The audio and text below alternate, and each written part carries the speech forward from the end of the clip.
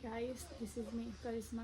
आज म घर आएको छु, कोही पनि छैन यार, घर खाली छ पुरै। घरको मान्छे आइराखेको छ तर घरमा कोही छैन।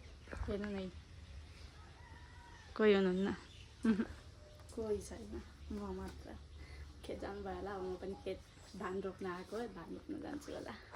त्यसले भने घरमा आएर झोलाभरि सामान ल्याएको छु, यहाँ हेर्नु न, झोलाभरि सामान ल्याएको छु मान्छेको लागि, तर कोही छैन।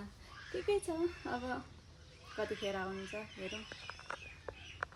मम्मी कहाँ हराउनु भएको थियो तपाईँ? म आएको अघि नै हो, खोज्दा खोज्दा मम्मी कहाँबाट खेत पुगेर आउँदै हुनुहुन्छ। कम्मर दुख्यो अरे अब मम्मीको। पानी पनि पर्यो कत्रो।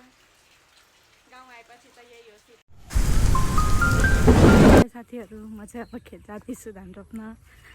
हेर्नु मेरो लुक, धान रोप्न गएको हो कि घुम्न गए जस्तो भइराखेको छ।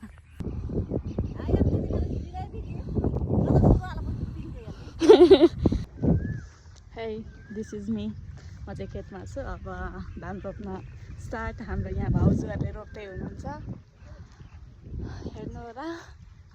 अब मेरो पालो।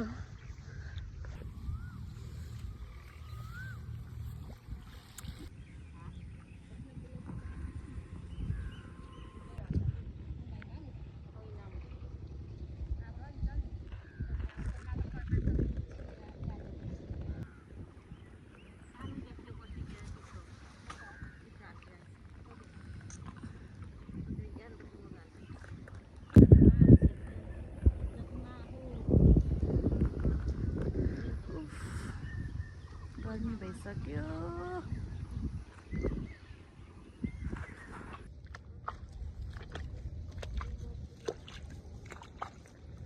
फाइनली हाम्रो रोपाइ सक्यो। अब म घरतिर लागेँ, तर अवस्था यस्तो छ। उफ, बाटो कम छ।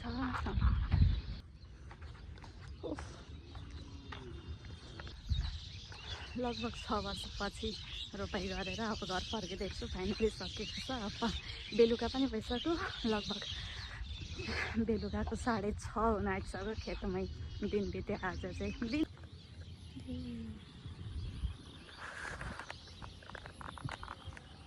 गाइस, तपाईँहरूको रोपाइ सक्यो कि सकेन? कसले यसरी रोप्नुहुन्छ? म त